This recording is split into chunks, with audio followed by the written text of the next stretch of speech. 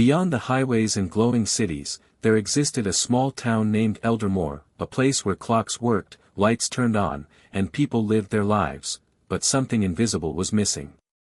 Dreams no longer visited this town.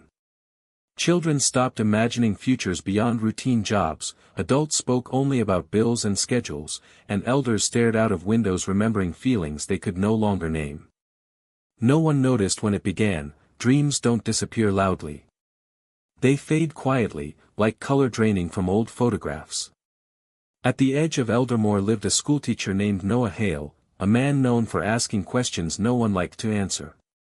"What do you want to become?" he would ask his students, only to be met with silence or safe responses. One evening, while cleaning the abandoned attic of the old schoolhouse, Noah discovered a dusty trunk filled with journals written by former students, poems, inventions, plans to travel the world, dreams of music, medicine, and freedom. Most entries ended the same way: "I had to be realistic." That night, Noah realized the town hadn't lost dreams by accident, it had been taught to abandon them. As days passed, Noah began reading one journal aloud at the start of every class, without names, without explanations. At first, students laughed nervously. Then they grew quiet. Something stirred inside them, something unfamiliar yet deeply human. Word spread. Parents grew uncomfortable.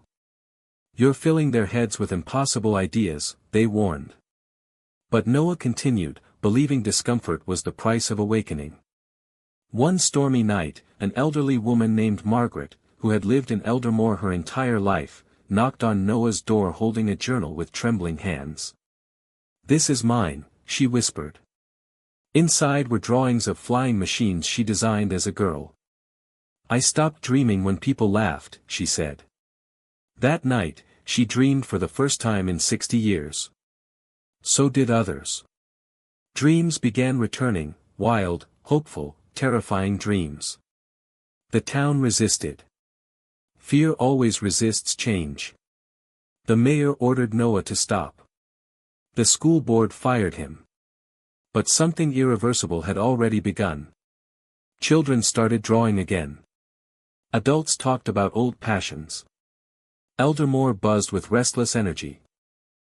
When Noah prepared to leave town, believing he had failed, the streets filled with people holding journals, drawings, instruments, tools, pieces of themselves they had buried. "You reminded us," they said, "that living without dreaming is just surviving." Noah left Eldermore that morning, but the town never returned to what it was. Dreams had roots now.